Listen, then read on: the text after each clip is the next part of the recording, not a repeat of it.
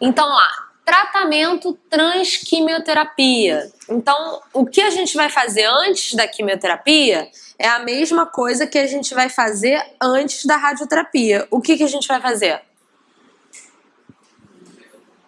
Preparar o paciente, eliminar foco, raspagem básica, né? Preparar o paciente para ele estar redondo ali. Então, assim, o preparo antes da quimio é o mesmo antes da rádio. É o mesmo paciente, não tem diferença nenhuma, né?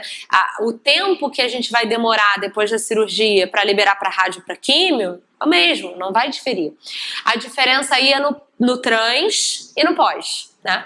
Então aqui, o trans, o que a gente vai fazer no paciente com quimioterapia? Então veja, a única diferença aqui é a urgência. Como eu falei com vocês, eu posso fazer uma exo, posso fazer uma endo. Quando? Naquela semaninha do descanso ali antes dele voltar no ciclo, né? Então o paciente com químio é um paciente que eu tenho mais liberdade de fazer algumas coisas durante o tratamento, né? Coisa que eu não tenho no paciente com rádio. Então o paciente com... Gente, assim, lembrando, químio de oncologia é uma coisa, químio de hematologia é outra, né? Então não tô falando de químio de hemato. Tô falando de químio de oncologia normal. Oncologia normal é ótimo. Então, xerostomia, a mesma coisa, pode acontecer no paciente. Cárie, mucosite. O que acontece muito aqui, transquimioterapia, que eu falei lá no início? Dor por neurotoxicidade. Então tenham isso aí em mente. O paciente que está fazendo quimioterapia é um paciente que volta e meia vai lá dizendo: tô com muita dor, você não esqueceu de tirar nada aqui, não, porque eu tô com muita dor. E assim, a maioria dos nossos pacientes, né, eles passam pela gente. Alguns eventualmente escapam quando estão vindo de fora e tal, mas a maioria passa pela gente.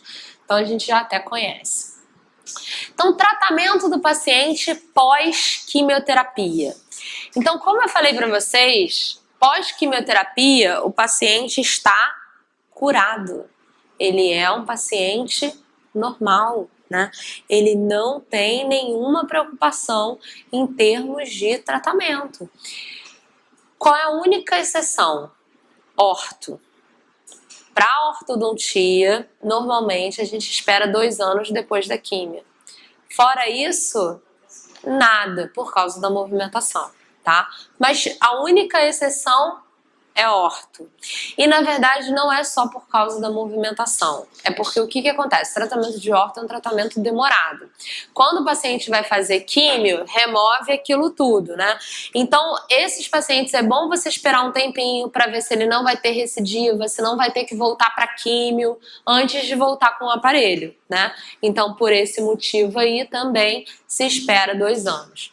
Então, o princípio é o mesmo. No primeiro ano, o paciente vai fazer consulta a cada 3 meses. Depois do primeiro ano, ele é um paciente normal. Vai fazer de 6 em 6 meses, como qualquer outro iluminado que deve ir ao dentista de 6 em 6 meses. Então, olha lá. Sobre o tratamento odontológico em um paciente com câncer de boca em região de assoalho de boca que irá se submeter a tratamento cirúrgico e radioterápico, marque a afirmativa incorreta.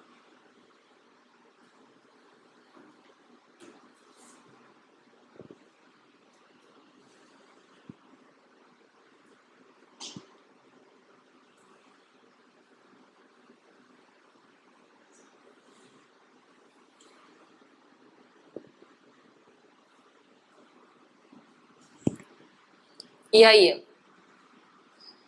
Isso aí é o que a Monique acha, que é o que se achava antes. Então cai a pegadinha, porque as pessoas ficam com esse mantra dos 5 anos na cabeça, né? Mantra esse que já caiu por terra, né? Então cuidado aí quando vocês ficarem com esses 5... Jesus! Com esses 5 na cabeça. Nossa Senhora! Peraí, não vou aumentar aqui. Então, olha lá. Em relação aos cuidados odontológicos do paciente oncológico, é correto afirmar que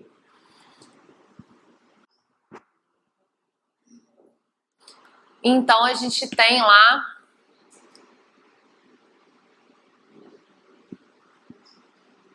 Não, é B mesmo. É B. É B. É. É B, exatamente. Durante o tratamento, o paciente deve ser submetido... Não, ele deve ser antes. Remove o foco antes. Não, mas aí não chama remoção de foco, aí chama tratamento. Porque remover o foco é antes de você, né, fazer o tratamento.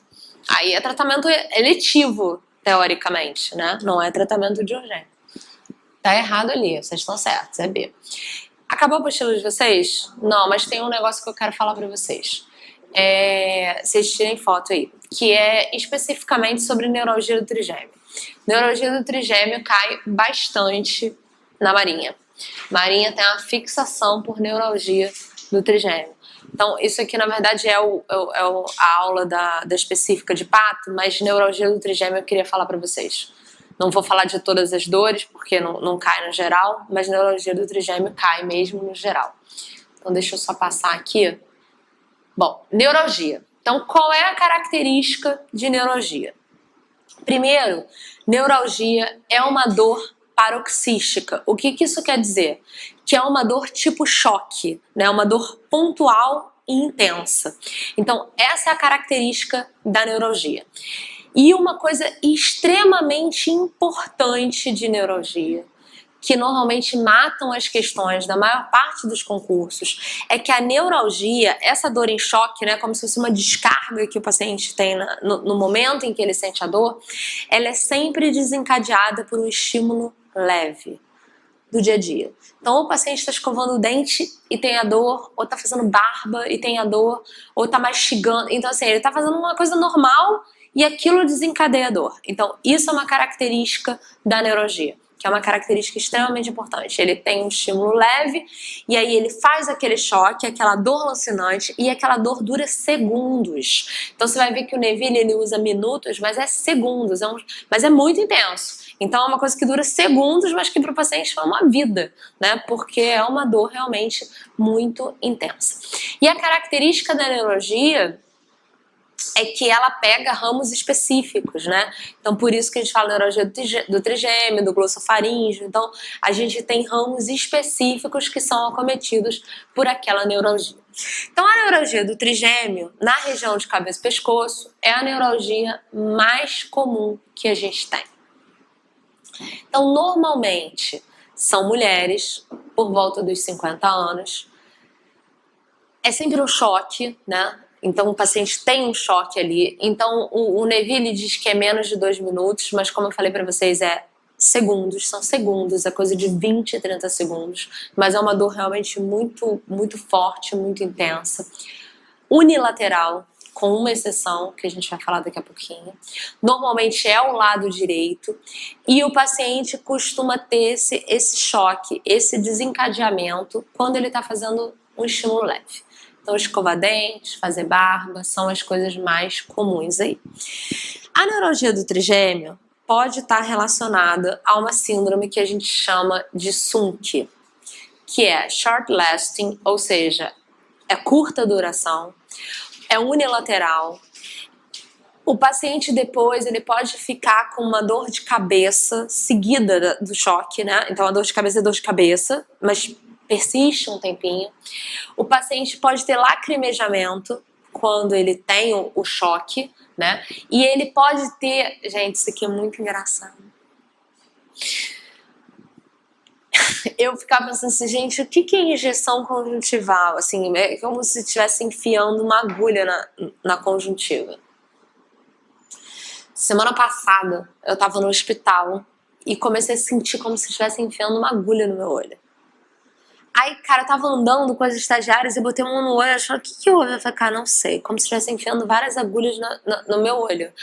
Aí elas falaram assim, sério? Eu falei, cara, sério, um negócio que eu nunca imaginei como é que era, mas agora eu tô entendendo. Tipo, é exatamente isso, é como se estivesse enfiando umas agulhas. Aí elas falaram assim, você já foi no oftalmo? Vai no oftalmo. Eu falei, gente, eu tenho medo de ir no oftalmo, ele me mandar psiquiatra, porque se ele me mandar psiquiatra, eu não saio nunca mais de lá. Eu vou chegar lá e falar, cara, é como se estivesse enfiando agulhas no meu... Mas é exatamente essa sensação. Depois de um tempo, graças a Deus, passou. Mas é exatamente isso, como se estivesse enfiando... O meu era bem aqui no canto, como se estivesse enfiando umas agulhas. Eu falei, gente, deve ser alguém fazendo voodoo comigo. Pegou um bonequinho e tá enfiando a agulha, eu tô sentindo no olho. Bom, então, como eu falei pra vocês, uma coisa importante é que é unilateral, respeita a linha média, né? Então não atravessa pro outro lado. Então a característica de unilateralidade é uma característica importante. Então a neuralgia do trigêmeo ela não é bilateral, exceto no paciente com esclerose múltipla. Então, no paciente com esclerose múltipla, ela pode ser bilateral, mas isso aí é muito raro mesmo na esclerose múltipla. Então, a injeção do anestésico elimina a dor temporariamente, uma coisa muito... Então, eu gosto bastante de falar, né, cada vez mais, não é dentista que trata neuralgia do trigêmeo, né? Quem trata a neuralgia do trigêmeo? Neuro, né, gente? Pelo amor de Deus, já não é dentista que trata a neurologia do trigêmeo. O dentista faz parte do tratamento? Faz, porque ele tem que excluir a possibilidade de ser odontológico, né? De ser dentário, de ser uma outra coisa. Mas uma vez diagnosticado que não é dentário, passa a bola para o neurologista, não é para tentar tratar aquilo ali, né? Então, porque eventualmente é um tumor intracraniano. Né? O paciente vai fazer uma cirurgia e vai resolver o problema, né? Vai ficar tratado. Não, tem o SUM que tem esse. Esse é antes? Esse é antes, não tem. Esse é outro. Não, de neurologia do gêmeo. Esse é o primeiro, depois é esse. Depois é esse. Então, acontece em 4%, né, dos pacientes que têm esclerose. Isso aqui não é importante para vocês. Pode tirar foto, mas não se estressem, porque isso aqui é só para específico. Isso aí não vai... Pode tirar foto, mas não se estressem com isso aí. Isso aqui é só para quem vai fazer prova de patologia. Ah, você vai fazer pato? Bom, tratamento. O tratamento de primeira escolha é a carbamazepina. O tratamento de primeira escolha é a carbamazepina. Segunda escolha, fenitoína. Terceira escolha, gabapentina. Então, normalmente, o que cai é a carbamazepina. Qual é o problema da fenitoína? Não, é porque vai vir depois, com a dosagem. Qual o problema da fenitoína? Hiperplasia gengival, lembram que a fenitoína pode causar hiperplasia gengival. Então, o mais comum, primeira escolha, é a carbamazepina, né? Então, normalmente faz ali 100 a 200 miligramas 2 vezes por dia. O paciente tem que estar sempre acompanhado por hemograma, né? Porque causa anemia plásica. Então, a cada 2 meses, anticonvulsivante. Assim como a carbamazepina. Todos os Convulsivantes. Convulsivantes causam hiperplasia? Não. Normalmente a fenitoína, né, e idantoína. Qual? Fenitoína e idantoína. Não são todos que causam. Idantoína.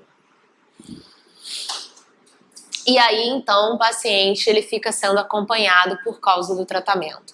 Se o problema for alguma lesão neural, o paciente vai fazer o tratamento neural, neurectomia, o que quer que o neuro escolha ali como opção de tratamento para ele. A questão da neuralgia do trigêmeo é assim, se a causa não for um tumor, né, intracraniano, se for um tumor, resolveu o tumor, resolveu a neuralgia. Mas se a causa não for o tumor, as neuralgias elas são autolimitantes. Num determinado momento, aquilo ali vai parar de doer, né? Mas só ela sabe em que momento vai parar de doer. Bom, beleza. Então era isso, o resto vocês não precisam saber, cefaleia, nada disso, que isso aí é pro geral. Volto. Qual que você quer que volte? Eu falei, fala de nevrologia do trigêmeo, cara. No caso, todas falam de nevrologia. Você parou em qual? Tá, aqui? Depois desse. Eu parei na neurologia do trigêmeo. Ali. Por que a hemorragia é uma manifestação mesmo? Porque o quê? Por que a hemorragia é uma Porque o paciente faz normalmente uma anemia plásica. O que é a anemia plásica? Tira todos os elementos do sangue, inclusive plaquetas. Então ele tem plaquetopenia. Por que faz hemorragia? Carbamazepina. Esse é o último, né? Acho que é. Foi? Tirou foto? É. Que aí já entra cefaleia. Então, meu povo, boa prova para vocês.